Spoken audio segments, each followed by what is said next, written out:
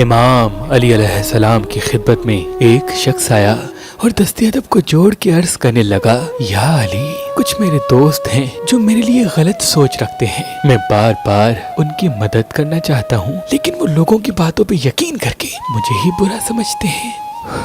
اب میں کیا کروں؟ بس یہ کہنا تھا تو امام علی علیہ السلام نے فرمایا، اے شخص، کاش انسان کو یہ علم ہوتا کہ اللہ نے انسان کے وجود میں ایک ایسی طاقت رکھی ہے جس کے وسیلے سے وہ کسی کے بھی دماغ میں اپنی بات ڈال سکتا ہے۔ تو وہ حیرت سے پوچھنے لگا، یا علی، ایسی کیا چیز ہے جس سے میں کسی کے بھی دماغ میں اپنی کوئی سوچ ڈال سکتا ہوں؟ بات جب یہاں تک پہنچی تو امام علی علیہ السلام نے فرمایا، اے شخص، انسان کے دماغ کا اختیار صرف انسان کے جسم پہ نہیں بلکہ پوری کائنات پہ ہے، لیکن افسوس تو یہ ہے کہ انسان اپنی محدود زندگی اور اپنی خواہشات میں اپنے آپ کو اتنا مصروف کر کے بیٹھا ہے کہ وہ اس دماغ سے فائدہ اٹھانا نہیں جانتا۔ تو اس نے کہا، یا علی، میں کیسے اپنے دوستوں کے دماغ میں اپنے لیے اچھی سوچ ڈالوں؟ بس امام علی علیہ السلام نے فرمایا،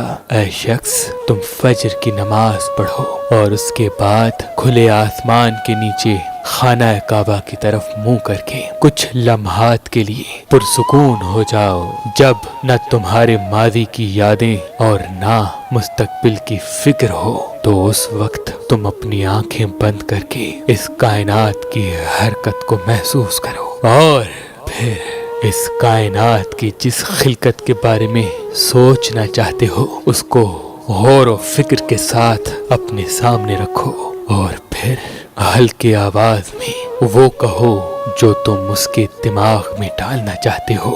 جب یہ عمل کرو گے تو اس انسان کے وجود میں تمہارے لیے وہ سوچ پیدا ہوگی جو تم نے خود اس کے دماغ میں ڈالی ہے،